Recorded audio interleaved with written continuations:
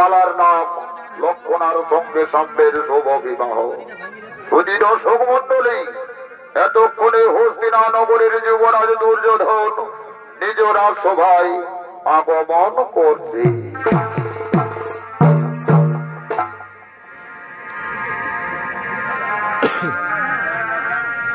এ ভাই করম একাদশী,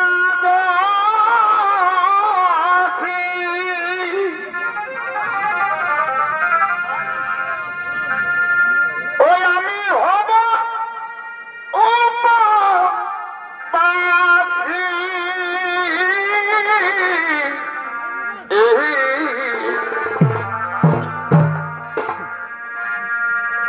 আর সঙ্গীতের সাথে এ ভাই সঙ্গীতের সাথে রেঝে রঙে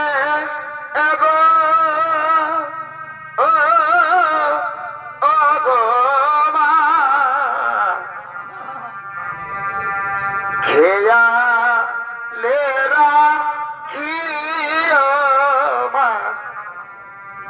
খেয়া লেরা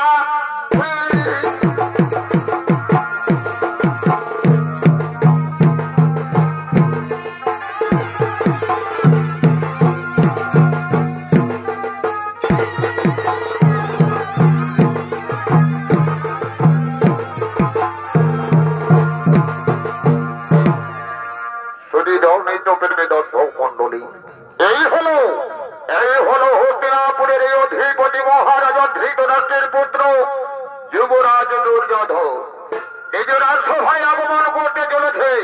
নৃত্য পরিবেশনা করে দেখাবেন নৃত্য শিল্পী সুদর্শন মাহাতো।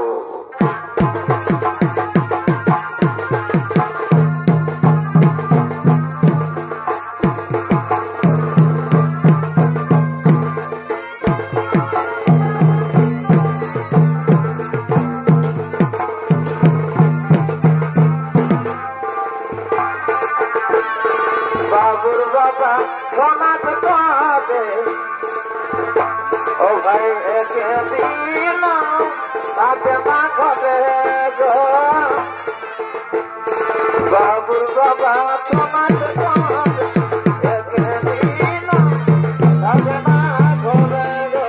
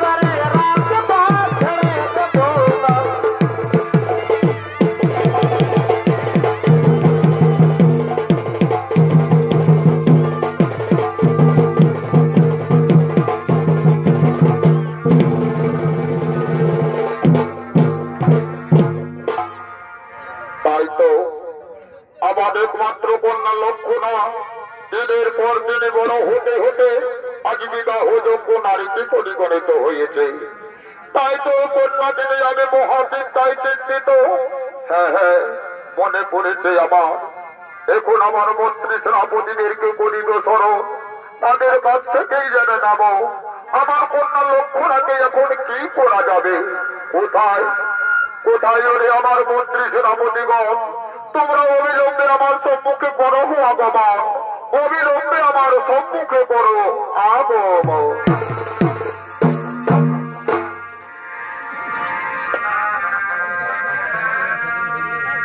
এ ভাই তোকে নিয়ে কত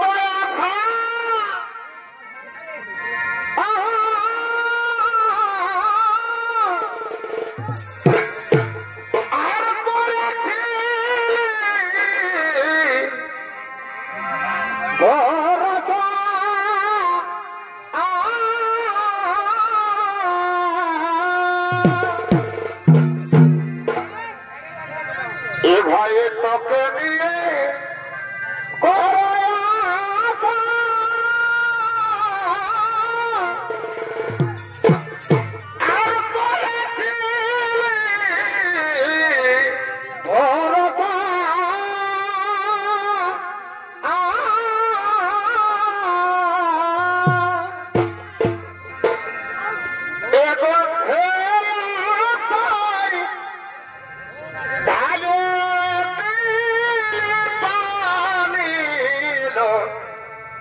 শোনল ধনী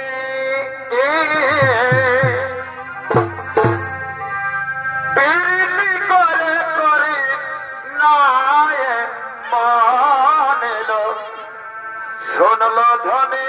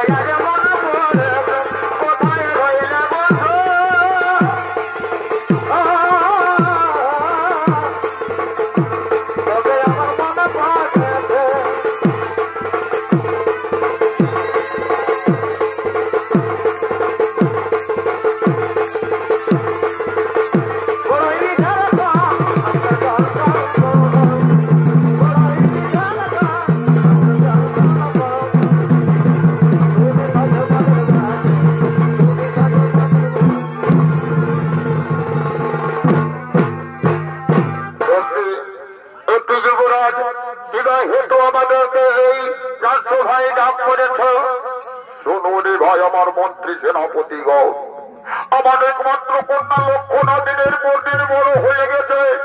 তাই তো এই কন্যাকে নিয়ে আমি মহাচিন্তায় চিন্তিত রে ভাই, আমি যে মহাচিন্তায় চিন্তিত। একটি যুবরাজ আপনার কন্যাকে কেন চিন্তিত করছেন? আপনার সেই কন্যাকে স্বয়ম্বর সভার মাধ্যমে বিবাহ দিয়ে দিলেই তো আর কোন চিন্তা থাকবে না যুবরাজ।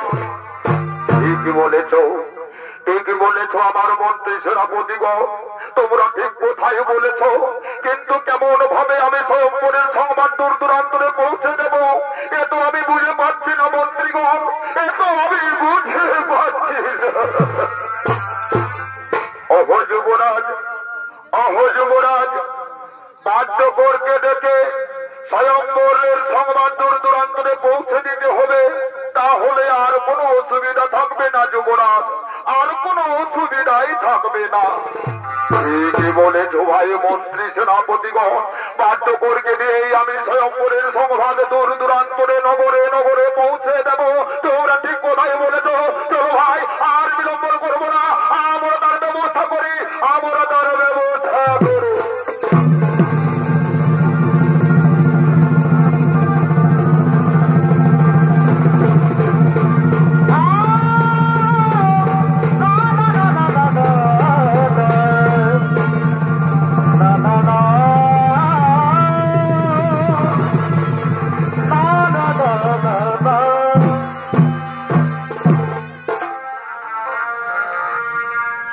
দর্শক মন্ডলী, হস্তিনানগরের যুবরাজ দুর্যোধন নিজ কন্যা লক্ষণার স্বয়ম্বর সভার আয়োজন করেছে। ওই সংবাদ নিয়ে বাদ্যকর দূর দূরান্তরে সংবাদ পৌঁছে দিয়েছে। দিন যায়, মাস যায়, বৎসর অতিবাহিত হয়ে যায়। ধীরে ধীরে আগমন করলো সেই স্বয়ম্বর সভার দিন। দূর দূরান্ত থেকে রাজা এবং রাজপুত্রগণ হস্তিনানগরের সেই লক্ষণার স্বয়ম্বর সভার দিন হস্তিনানগরে আগমন করছে।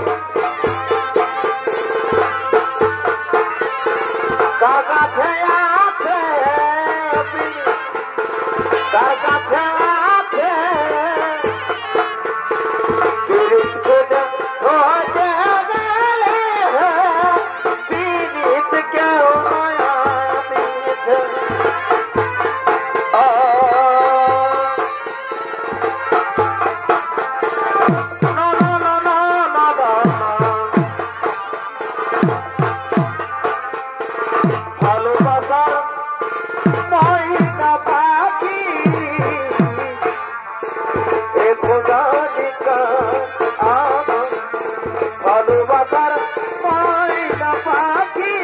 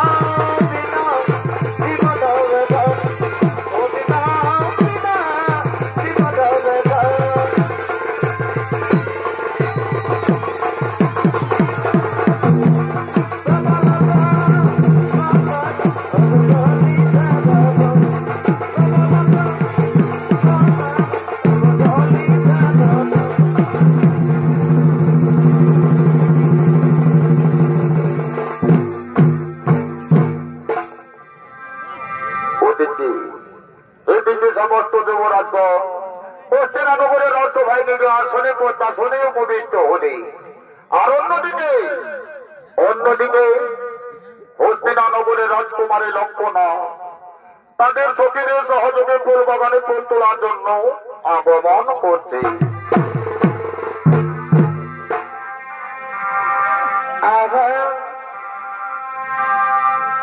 এ ভাই দুইজনে করেছি শপথ, এবার দুইজন করেছি শপথ, কুল গাছের তলে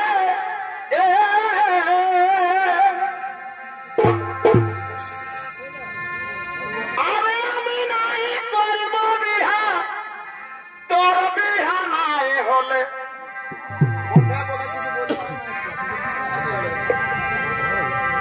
এ ভাই তোর ফোনে করেছি শপথ, আমাদের কুলি গাছের তলে।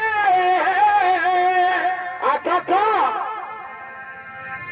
এবার আমি নাই করব বিহা, তোর বিহা নাই হলে ভাই ওই আমাদের গোপন প্রীতি গো চলুক তলে তলে। আচ্ছা আমাদের গোপন প্রীতি গো চলুক তলে।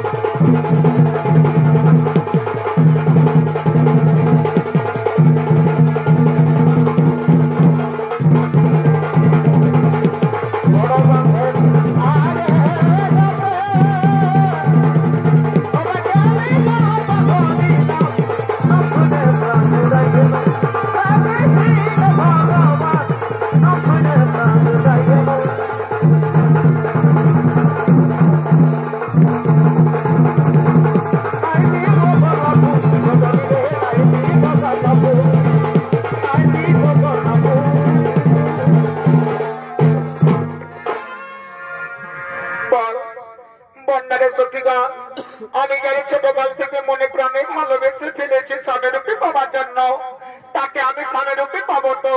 হ্যাঁ রাজকুমারী লক্ষণা, তুমি যদি স্বামী রূপে পাওয়ার আশা করে রয়েছ, তুমি তাহলে নিশ্চয়ই স্বামী রূপে পাবে সখী, তাহলে তুমি নিশ্চয়ই স্বামী রূপে পাবে। হ্যাঁ রে চকিদার, তাই যেন হয় রে, তাই যেন হয়।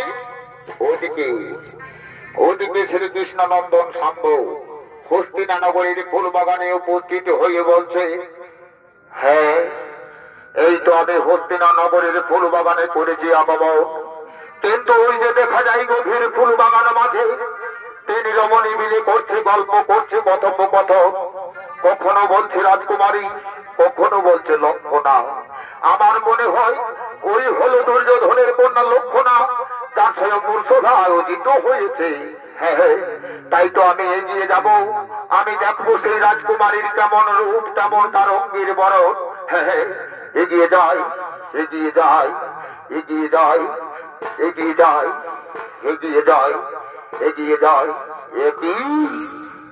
একই দেখলাম আমি নয়নে, অনেকে ঘুরেছি আমি এই ত্রিভুবনে, কিন্তু এমন সুন্দরী রূপবতী কন্যা কোনোদিনও দেখি না নয়নে। সে যেন রূপে লক্ষ্মী, গুণে গুণবতী, সে রূপেরই বাহার, তাহাতে দেখিয়া অন্তরে প্রেম জাগিল আমার। কিন্তু না, এখন যদি আমি স্বয়ম্বর সভায় যাই, সেখানে শত শত রাজকুমারের মাঝে আমার মনে যদি বড় মালা না দেয়, তাহলে তো আমার মনের বাসনা পূর্ণ হবে না। তাই তো আমার মনের বাসনা চরিতার্থ করার জন্য ওই রাজকুমারী লক্ষণাকে আমি ছলে বলে কৌশলে করিব হরণ। আমি ছলে বলে কৌশলে রাজকুমারীকে করিব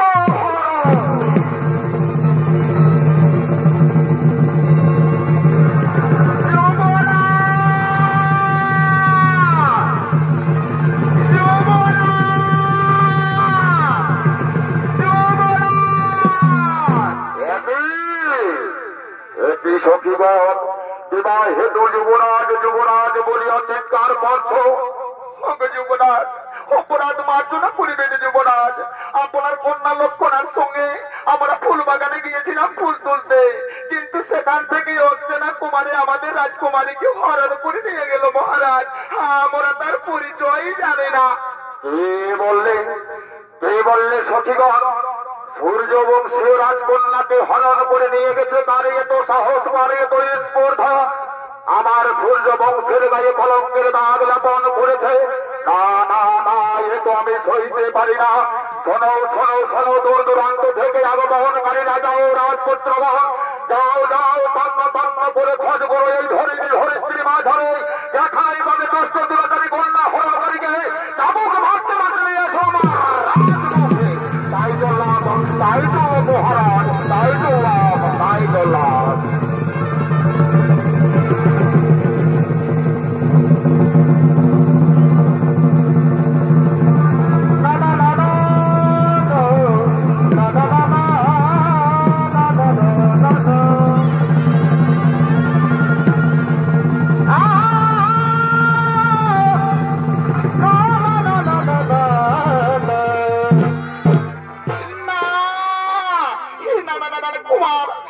আমি তোমার সঙ্গে যাব না, আমি তোমাকে চিনি না, আমি তোমাকে জানি না। বলো তো কুমার, তোমার কে বানাম, কোথায় ধাম, কে বা পরিচয়? ওহো রাজকুমারী, আমার পরিচয় যদুবংশীয় কুমার, আমি সাম্য আমার নাম, শ্রীকৃষ্ণের পুত্র আমি, আমার দ্বারকায় ধাম। কি বললি কুমার? শ্রীকৃষ্ণের পুত্র তুমি? শ্রীকৃষ্ণের পুত্র হয়ে তুমি আমাকে চোরের মতো চুরি করলে? হে তোমার শোভা পায় না কুমার, হে তোমার শোভা পায় না। না না রাজকন্যা, অমন ভাবে বলো না। আমি তোমাকে প্রথম দেখায় মনে প্রাণে ভালোবেসে ফেলেছি রাজকুমারী, তাই তো জীবন সঙ্গিনী করার জন্য তোমাকে আমি করেছি হরণ। এসো এসো রাজকন্যা, আমার কাছে এসো, আর তুমি আমাকে কথা দাও, এমন ভাবে জন্ম জন্মান্তরে তুমি আমাকে ভালোবাসবে তো? কুমার, তুমি যখন আমাকে চোরের মতো চুরি করে নিয়ে পালিয়েছ, সেই হেতু তুমি আমার জাতি কুলমান সমস্ত কিছু নষ্ট করে দিয়েছ। তাই আমি তোমাকে কথা দিচ্ছি, আজ হতে আমি শুধু তোমার, আমি শুধুই তোমার, অন্য কারো নয়, অন্য কারো নয়। হ্যাঁ হে রাজকন্যা, তাই যেন হই, তাই যেন হই। ভালোবাসার মতন ভালো বাসলে বাজে বাজে বাজে ভালোবাসা রে তারে কি গো ভুলে যা ও ভালোবাসার মতন ভালো বাসলে তারে কি গো ভুলে যা খনকিরে ভোলে বিরহ নামিলে খনকিরে ভোলে বিরহ নামিলে মন থেকে কি করে মোছা যায় তারে কি গো ভুলে যায় ভালোবাসার মতন ভালো বাসলে তারে কি গো ভুলে যায়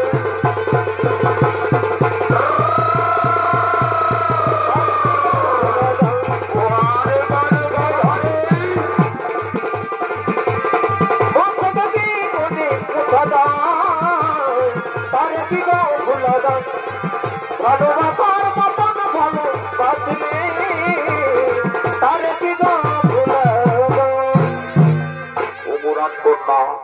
অপরাধ কন্যা তুমি আমাকে কথা দাও শত দুঃখ বিপদময় সংকট পরিস্থিতি এলেও কোনোদিনও তুমি আমাকে ছেড়ে যাবে না তো কুমার আমি তোমাকে কথা দিচ্ছি তোমার আমার পবিত্র ভালোবাসার মধ্যে শত দুঃখ দুর্দশা বিপদময় সংকট পরিস্থিতি এলেও কোনোদিনও তোমাকে আমি ভুলে যাব না কুমার আমি তোমাকে কথা দিলাম আমি তোমাকে কথা দিলাম হে রাজকন্যা তাই যেন হই তাই যেন হই এ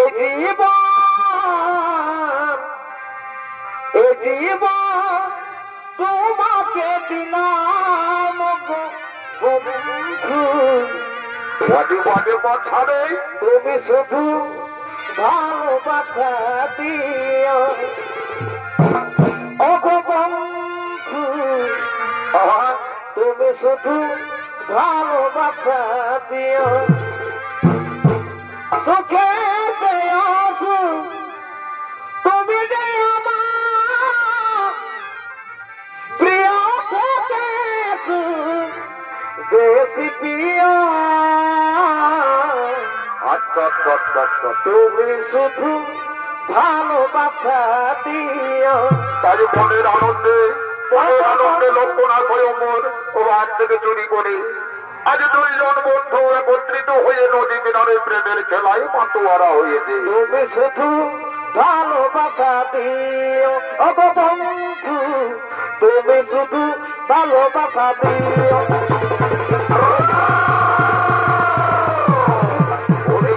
ভালোবাসা দিও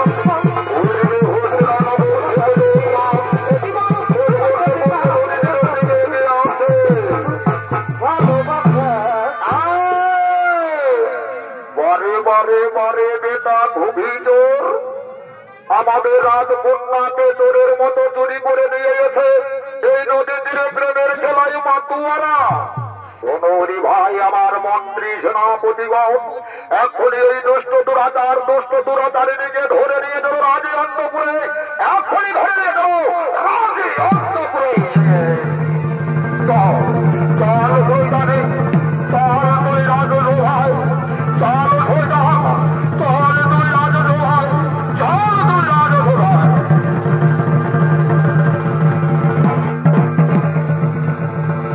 চল তুই রাজু ভাই চল তুই রাজু ভাই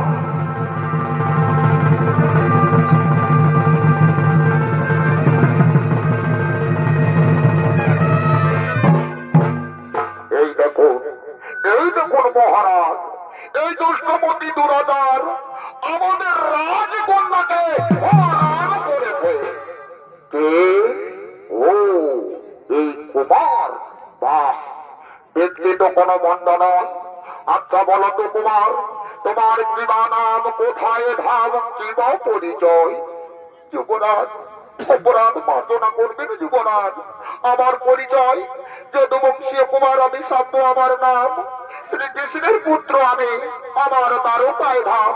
কৃষ্ণ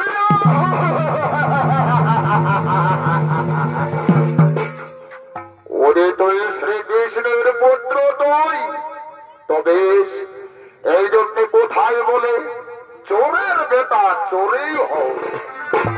শ্রীকৃষ্ণ ছোট্টকালে অন্যের ঘরে দধিরুনি চুরি করে খেত, আর যৌবন কালে বাঁশির সুরে 1600 গোপিনীর মন চুরি করে দিল। তো সেই চোরের পুত্র তুই, তবে চুরি করে তুই চোর বংশের মর্যাদা রেখেছিস জীবনে, কিন্তু তুই ভুল জায়গায় চুরি করে ফেলেছিস রে মূর্খ। এর জন্য তোকে উচিত শাস্তি পেতে হবে।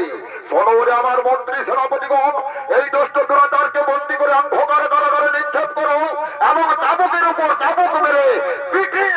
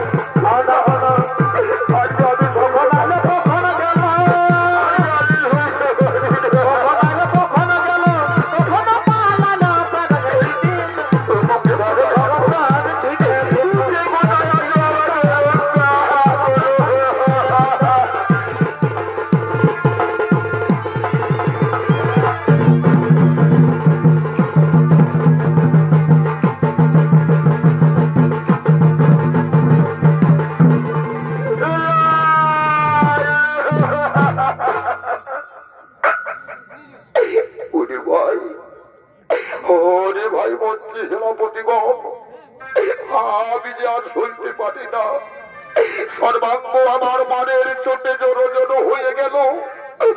আমি যে আর সোজা হয়ে দাঁড়াতে পারছি না রে ভাই, আমাকে ছেড়ে দে না রে ভাই, আমাকে ছেড়ে দে। ওরে দুষ্টমতি দুরাচার, তোকে ছেড়ে দেব না, তোকে কিছুতেই ছেড়ে দেব না। তুই যে ভুল কর্ম করেছিস তার অধিক শাস্তি দেব তোকে। এই নে মূর্খ,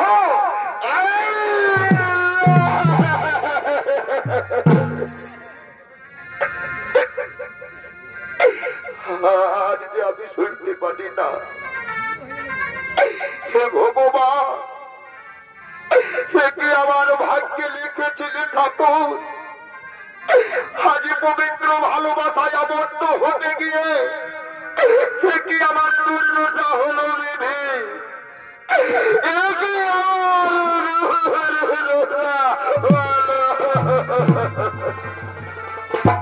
ওরে দুষ্টমতি দুরাচার, তুই যদি কাঁদতে কাঁদতে চোখের জলে নদী ভাসিয়ে দিস, তবু এই তোকে অন্ধকার কারাগারে কেউ রক্ষা করতে আসবে না।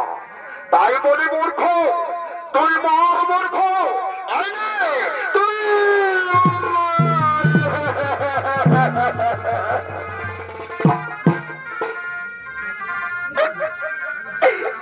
রাজকন্যা, রাজকন্যা, তুমি আমাকে একটি বারে দেখা দাও রাজকন্যা।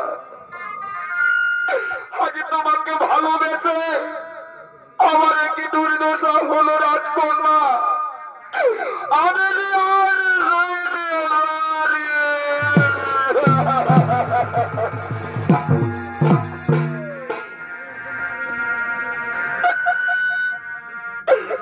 রাজকুমারী, তুই বাসায় আমার গলা যেন শুকিয়ে যাচ্ছে। চাবুকের আঘাতে আমার সর্বাঙ্গ জন জন হয়ে গেল। আমাকে একটিবারে একটু জলপান করাও না রাজকুমারী, আমাকে।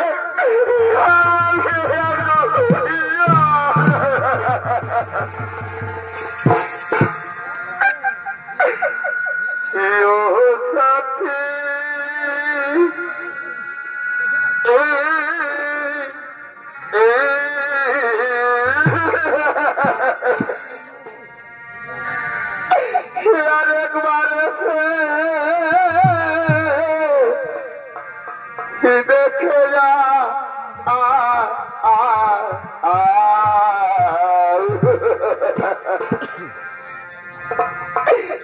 ওই আমি কত সুখে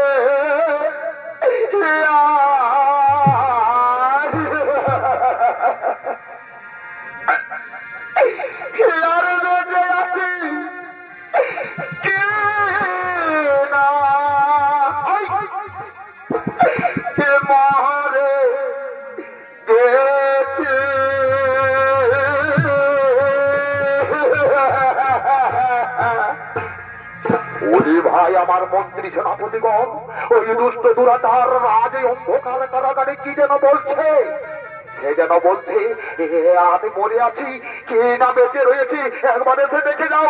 ওই আমার মন্ত্রী সেনাপতিগণ এই দুষ্ট দুরাচারকে আমি এমন মার মারবো যাতে সে কোনোদিনও আমাদের রাজকুমারীকে চোখ তুলে তাকায় না।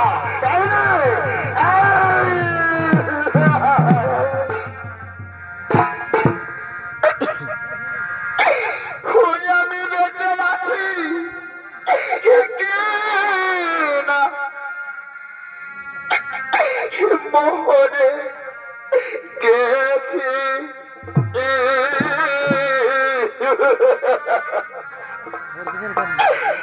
আরেকবার দেখে যাও আমার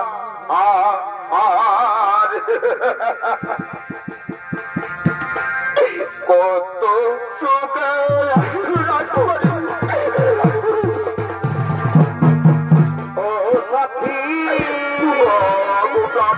আমার লক্ষ্য না তুমি আমাকে দেখে যাও তোমার পরে আমি আমার জীবনকে আমি বৃদ্ধি করাবো।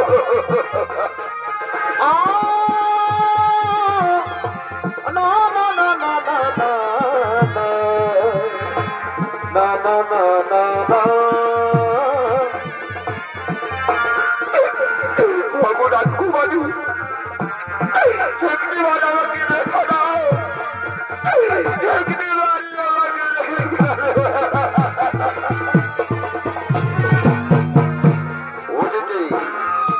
ওদিকে রাজকুমারী লক্ষণা নিজের ভালোবাসার বন্ধুর মুখে নাম শুনে অন্ধকার কারাগারে শত শত প্রহরীদের চোখের আড়ালে গোপনে গোপনে রাজ কারাগারে প্রবেশ করতে চলেছে।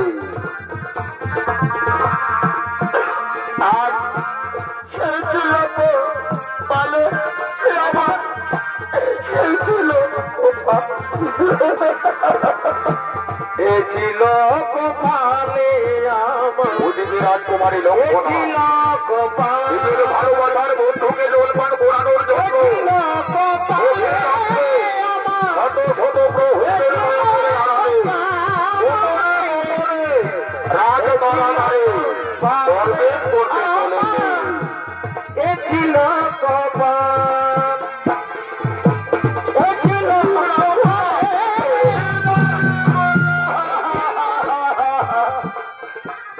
ওদিকে রাজকুমারী লক্ষণা নিজের ভালোবাসার বন্ধুকে জলপান করানোর জন্য নিজের জীবন বাজি রেখে অন্ধকার কারাগারে শত শত প্রহরীদের নয়নের আড়ালে গোপনে গোপনে রাজ কারাগারে প্রবেশ করেছে। আর প্রবেশ করে বলছে কুমার আমি যে তোমার জন্য জন্মে এসেছি কুমার, এই নাও আমি তোমার জন্য জন্মে এসেছি। এসেছো রাজকন্যা, এসেছো তবে দাও আমাকে একটু জল দাও। এই নাও কুমার দাও, এই নাও দাও।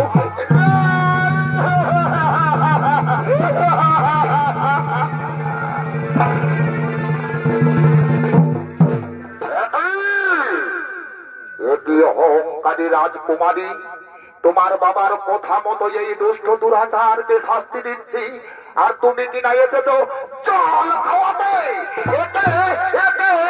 জলের পরিবর্তে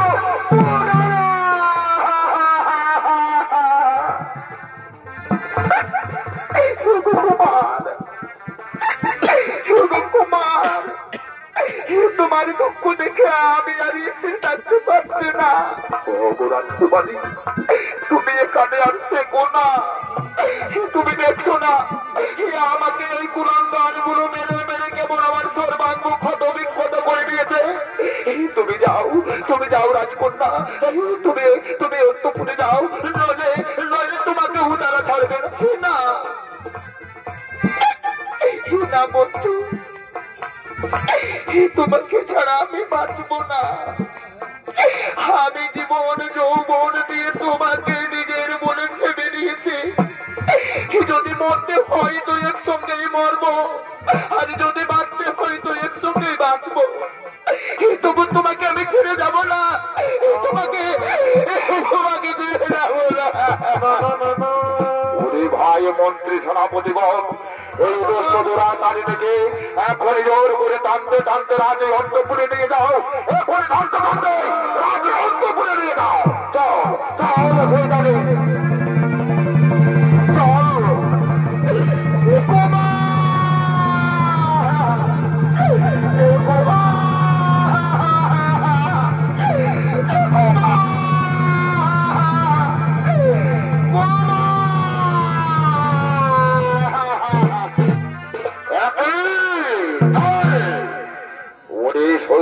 লম্বত বালক, ওরে শোনো ভাই মন্ত্রী সেনাপতিগণ, যাও যাও একটা বড় ধরনের শিলা নিয়ে এসো, আর সেই শিলাটা বানিয়ে রেখে দাও অন্ধকার কারাগারে।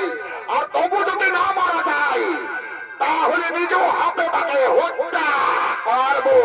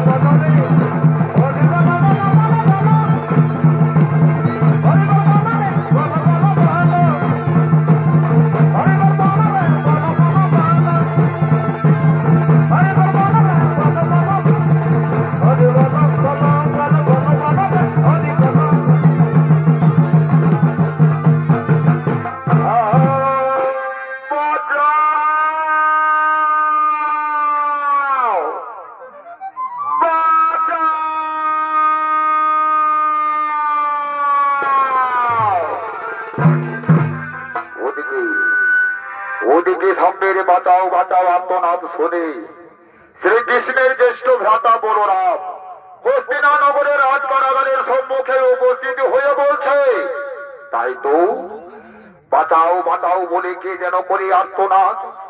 এ তো আমার বংশের কুমার সাম্যের কণ্ঠস্বর মনে হই, নিশ্চয়ই সে কোনো বিপদে পড়েছে, তাই তো বাঁচাও বাঁচাও বলে করছে আত্মনাদ।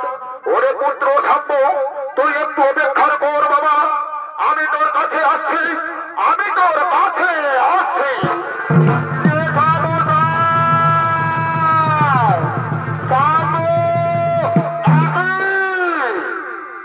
কি দেখছি আমি যেমন ভেবেছিলাম তাই একেবারে ঠিক। আমার বংশের কুমার সাম্যকে অন্ধকার কারাগারে বন্দী করে রেখেছে। কারে এত স্পর্ধা, কারে এত সাহস, বল বলরে সাম্য, কে তোর এমন ভাবে শাস্তি দিয়েছে? যেটা বোঝাই আমাকে এমন ভাবে শাস্তি দিয়েছে হস্তিনানগরের যুবনাথ দুর্যোধন। তার এত সাহস, এত স্পর্ধা, আমার বংশের কুমার যেন তোকে এমন ভাবে নির্যাতনে শাস্তি দিয়েছে। কোথায় ওরে অহংকারী দুর্যোধন? তুই আমার সম্মুখে ছুটে আয় মূর্খ। ওরে দুর্যোধন!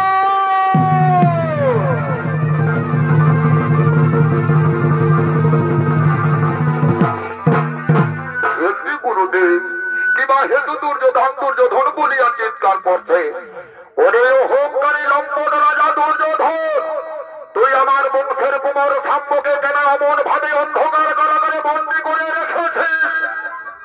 গুরুদেব, গুরুদেব, আপনি ওই হতভাগা বালকের কথা বলছেন। ওই হতভাগা বালক আমার একমাত্র কন্যা লক্ষ্মণকে চোরের মতো চুরি করে নিয়ে পালিয়েছিল। তার জন্য আমি কন্যার বাবা হিসেবে তাকে এমন ভাবে শাস্তি দিয়েছি গুরুদেব। আমার এতে কোনো অপরাধ নেই গুরুদেব, আমার এতে কোনো অপরাধ নেই। ভুল করেছিস অহংকারী রাজা দুর্যোধন, তুই মহান ভুল করেছে। তুই জানিস আমি তোর গুরুদেব হয়, আর গুরুদেবের বংশের কুমার মানে তোর কাছে সম্মানযোগ্য। তাকে সম্মানের পরিবর্তে করেছিস অপমান, নির্যাতনে শাস্তি দিয়ে অন্ধকার কারাগারে বন্দী করে রেখেছে। এর জন্য তোকে আমি উচিত শাস্তি দেব। শোনো রে অহংকারী রাজা দুর্যোধন, তোর যদি সাহস থাকে তা হলে তোর হাতে অস্ত্র ধারণ করে আমার যুদ্ধে সম্মুখে হ, নইলে তোর হস্তিনানগরকে চিরতরে সেদ্ধ নগের তলে তলিয়ে দেব। কি বলছেন গুরুদেব? কি কথা বলছেন আপনি? আজ গুরু শিষ্যে যুদ্ধের কথা। তবে হ্যাঁ গুরুদেব, সেই যুদ্ধই হবে যা এতদিন ধরে কোন যুগে কোন কালে গুরু শিষ্যের যুদ্ধের কাহিনী ঘটেনি। তবে তাই হোক গুরুদেব, এই যুদ্ধের কথা ছিল তবে প্রাচীন মহাকাব্য রামায়ণের মহাভারতের কথায় সন্ধান করে লিখিত থাকবে। তবে যুদ্ধই হোক গুরুদেব, তবে যুদ্ধই হোক।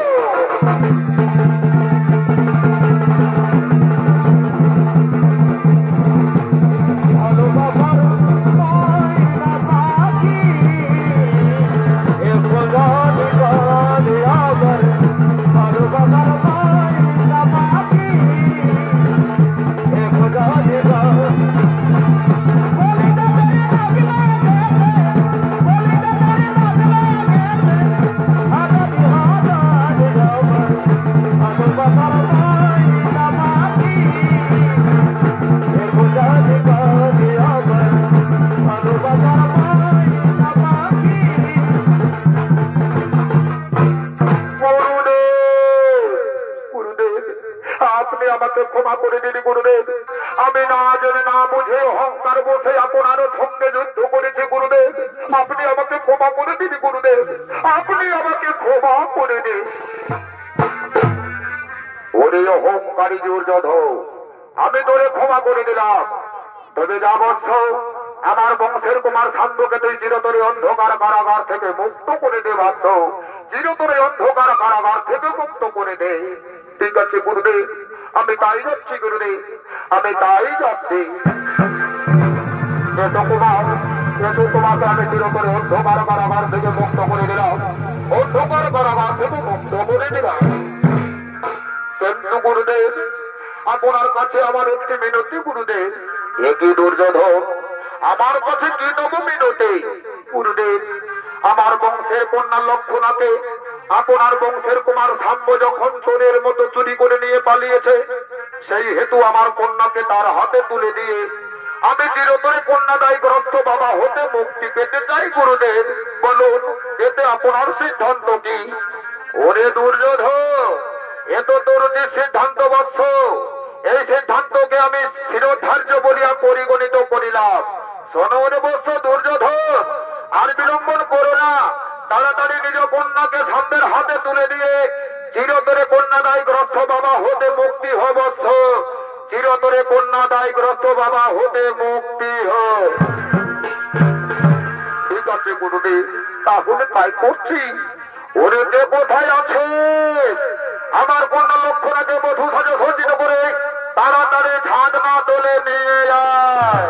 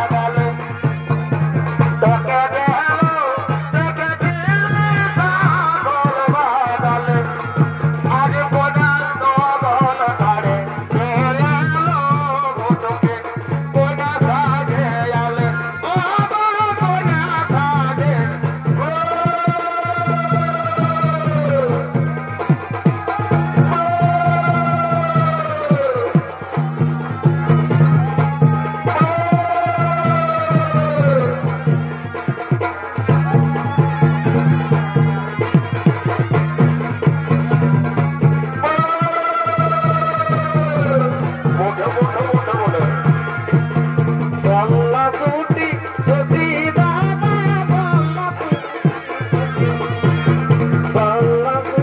এলো ভক্তি এলো মায়া চৈত্র মাসে তো ভালো করছি যৌতুক দিল আর কি বলবো আমি অনগত করতে করতে যৌতুকটাই ভুলে গেছি এলো মায়া যৌতুকটাই ভুলে গিয়েছি আর বলেছি না দিদি আর বলেছি না তো ঠিক আছে ধন আমি এদের চুমাইলে হোক আর এতদিন মানুষ বলে বাবা বলে থাকে করে গো এতদিন মানুষ বলে বাবা বলে থাকে করে গো আগে কেন রেখে বাবা পরে বেকার ঘুরে গো আগে কেন রেখে বাবা পরে বেকার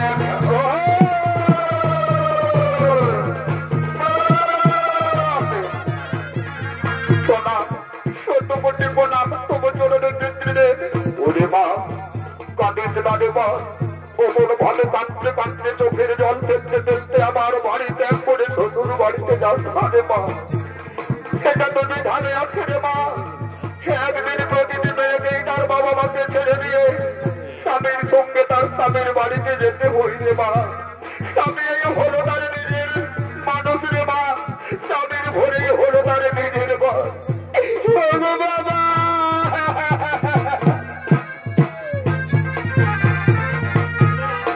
আর এতদিন মানুষ বলে বাবা করে আর এতদিন মানুষ বলে বাবা করে আগে দিচ্ছ বাবা পরে বেতার ঘরে আগে দিচ্ছ বাবা পরে বেতার ঘরে ঠাকুর শতমুটি প্রণাম তব চরণে ঠাকুর শতমুটি প্রণাম তব চরণে আশীর্বাদ করি হরি তোরা দীর্ঘজীবী হোক তোদের নব দম্পতির জীবন সুখের হোক তোদের নব দম্পতির জীবন সুখের হোক